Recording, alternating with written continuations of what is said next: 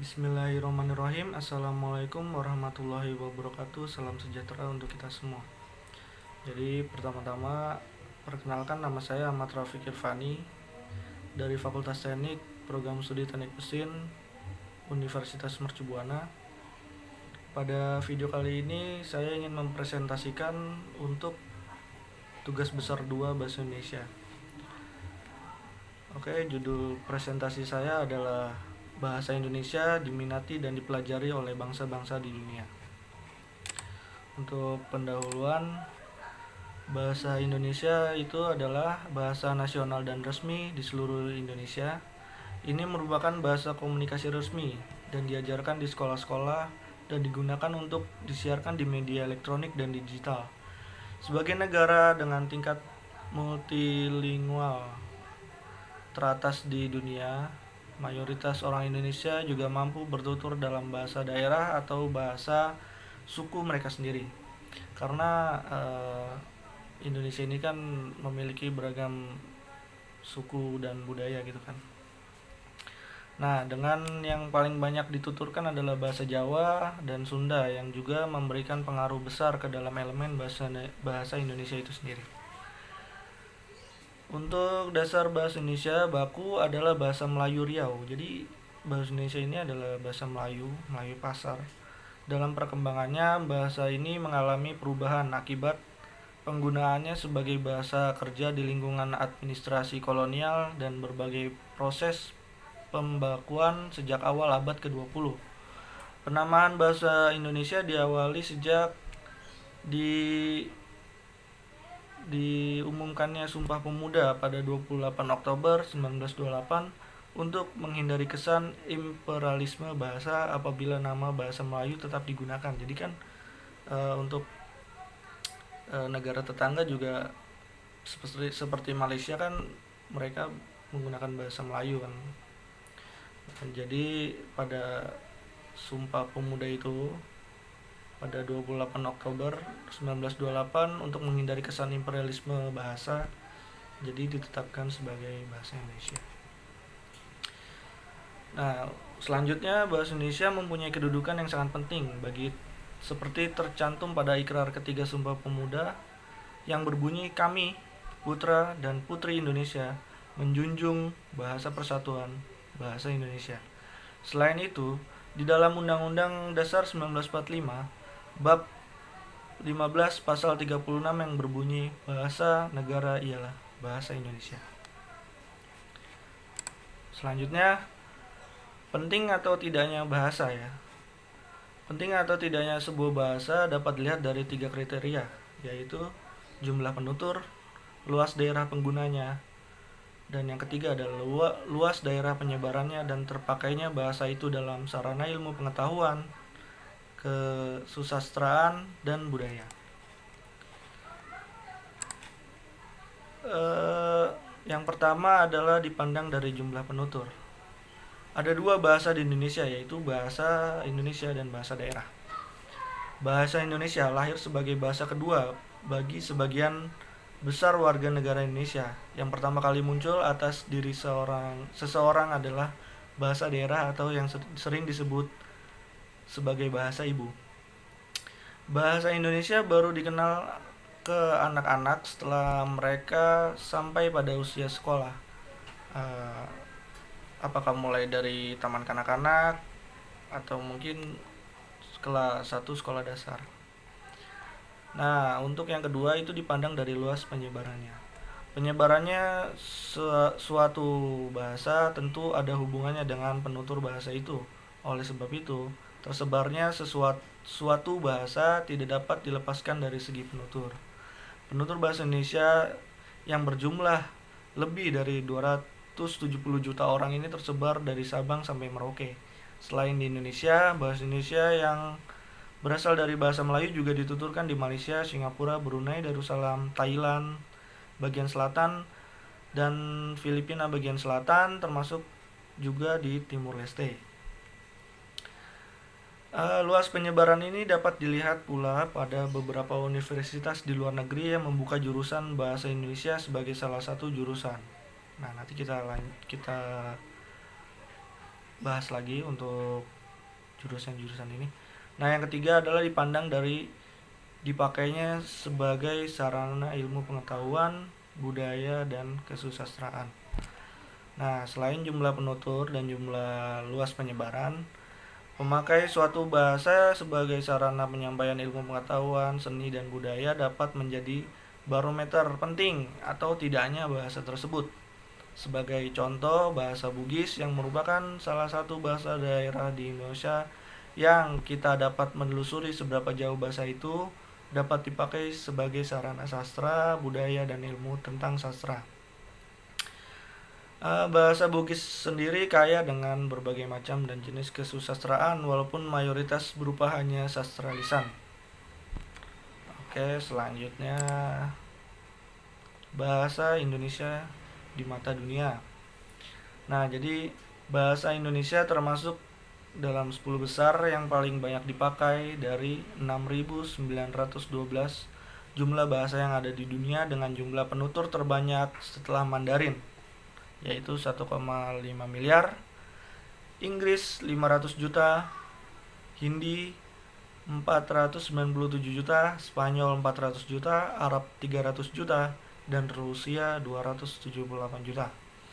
Penutur bahasa Indonesia saat ini diperkirakan hampir mencapai 280 juta orang.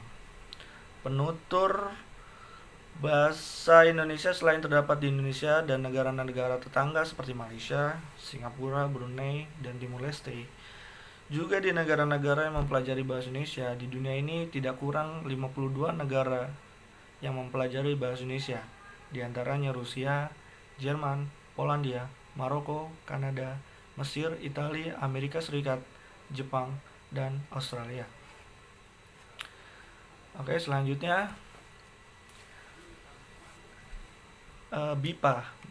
BIPA adalah bahasa Indonesia bagi penutur asing. Jadi BIPA ini adalah program pengajaran bahasa Indonesia yang diberikan kepada orang-orang asing yang menginginkan mempelajari bahasa Indonesia sebagai bahasa asing. Nah, pembelajaran BIPA dikelompokkan ke dalam 3 tingkatan, yaitu tingkatan pemula, menengah, dan mahir. Di dalamnya terdiri atas 4 kompetensi kemampuan berbahasa, yaitu membaca, menyimak, berbicara, dan menulis. Oke, kedudukan BIPA bagi pembelajar asing adalah sebagai bahasa kedua, sehingga pemerolehannya dilakukan setelah menguasai bahasa pertamanya. Biasanya para siswa asing tersebut sudah memiliki bahasa pertama sebelum mereka belajar bahasa Indonesia. Dengan kondisi itu, tentu saja pengajaran bahasa Indonesia bagi penutur bahasa asing menjadi berbeda dibandingkan dengan pengajaran bahasa Indonesia sebagai bahasa pertama atau B1. Pengajaran BIPA lebih kompleks dan rumit karena mahasiswa asing tersebut berasal dari berbagai negara ya. Saat ini tidak kurang dari 76 lembaga BIPA yang tersebar di seluruh Indonesia, sedangkan di luar negeri terdapat sedikitnya 180 lembaga BIPA yang tersebar di 37 negara. Rincian persebarannya tersebut adalah di Amerika Utara ada 7, Amerika Selatan ada 3, Afrika ada 4, Eropa 26, Asia ada 43, Australia dan negara-negara di Pasifik Selatan ada 97. Nah, jenis lembaga BIPA yang ada di negara-negara tersebut bervariasi. Ada yang melalui perwakilan RI, seperti Kedutaan Besar Republik Indonesia atau KBRI. Nah, yang selanjutnya adalah sekolah-sekolah Indonesia yang ada di negara-negara tersebut, perguruan tinggi, serta sekolah dasar dan menengah, lembaga kursus, serta organisasi profesi. Oke, lanjut. Nah, apa sih tujuan orang asing belajar bahasa Indonesia gitu kan? Nah, jadi ada 3 tujuan orang asing belajar bahasa Indonesia, yaitu yang pertama adalah menguasai keterampilan komunikasi antar personal dasar. Jadi orang asing itu ini kan sekarang kan eranya globalisasi, jadi orang asing juga ingin menguasai keterampilan untuk berinteraksi dengan orang Indonesia itu sendiri. Yang kedua adalah menguasai konsep serta prinsip-prinsip yang bersifat ilmiah, mungkin jurnal-jurnal atau bagaimana gitu. Nah, yang ketiga adalah menggali kebudayaan dengan segala aspek. Nah, ketiga tujuan tersebut berjalan masing-masing, akan tetapi dapat pula berkelanjutan. Awalnya mereka belajar bahasa Indonesia untuk keperluan praktis, setelah itu belajar yang lebih bersifat ilmiah, dan akhirnya menguasai kebudayaan. Namun beberapa pula penutur asing yang awal mulanya tertarik belajar bahasa Indonesia karena kagum dengan kebudayaannya dan ingin mengetahui lebih dalam dengan belajar bahasa Indonesia terlebih dahulu. Budaya Indonesia yang beragam dianggap menarik dan mempesona karena tidak mereka temukan di negaranya. Oke, selanjutnya selanjutnya ini adalah apakah bahasa Indonesia itu bisa menjadi bahasa internasional. Nah, dilihat dari antusiasme warga dunia untuk mempelajari bahasa Indonesia sendiri pun semakin terlihat dari program BIPA tadi. Sampai akhir tahun 2020 tercatat 355 lembaga penyelenggara program BIPA di 41 negara dengan total 72.746 pembelajar. Dari jumlah tersebut, Badan Pengembangan dan Pembina Bahasa Kemendikbud telah memfasilitasi 146 lembaga di 29 negara. Angka besar yang membuktikan nyata bahwa Kementerian Pendidikan dan Kebudayaan dan Kementerian Luar Negeri berkomitmen untuk menjadikan bahasa Indonesia sebagai bahasa internasional dan sebagai instrumen soft power diplomasi. Tak hanya itu, bahasa Indonesia bahkan telah ditetapkan sebagai bahasa resmi kedua di Vietnam dan menjadi bahasa terpopuler keempat di Australia. Saya belum pernah kesana juga sih, tapi menurut Kemenlu RI Diplomasi nomor 106 tahun berapa itu? Ada setidaknya 52 negara asing membuka program studi bahasa Indonesia. Beberapa di antaranya adalah Inggris, Amerika Serikat, Australia, Maroko, Vietnam, Kanada, Jepang, Ukraina, Korea Selatan, Hawaii, hingga Suriname. Nah, jadi apakah bahasa Indonesia bisa menjadi bahasa internasional? Oke. Kalau dilihat dari datanya, mungkin. Tapi jawabannya adalah tergantung pada definisi apa yang kita gunakan sebagai bahasa Indonesia, bahasa internasional itu. Maksudnya, kalau kita menggunakan definisi dari David Crystal, di mana bahasa bahasa internasional didefinisikan melalui pengaruh dan status para penuturnya, maka bahasa Indonesia tampaknya masih jauh dari siap untuk menjadi bahasa internasional. Kemungkinan paling besar yang dimiliki bahasa Indonesia untuk menjadi bahasa penghubung di luar Indonesia adalah dengan menjadi bahasa regional di ASEAN. Oke. Jadi kesimpulannya adalah bahasa Indonesia merupakan bahasa yang mudah dipelajari dan dimengerti karena bahasa Indonesia tidak membutuhkan penggunaan nada, tambahan partikel di setiap kata maupun perubahan kata akibat perbedaan waktu sering yang terdapat pada beberapa bahasa milik negara lain, sehingga bahasa Indonesia secara gramatikal mudah dipahami, sehingga bahasa Indonesia diminati oleh negara-negara lain. Namun, kebanyakan orang Indonesia yang pesimis akan negaranya mungkin akan merasa malu terhadap bahasa Indonesia. Nah, mengira bahwa bahasa Indonesia hanya dipelajari dan digunakan di Indonesia dan menganggap bahasa Indonesia kalah menarik dibanding dengan bahasa asing. Nah, mungkin segelintir orang yang berpikir seperti ini mungkin harus merasakan jalan-jalan mungkin ya ke luar negeri. Apakah di sana itu beneran dipakai atau enggak gitu kan, untuk membuktikannya itu.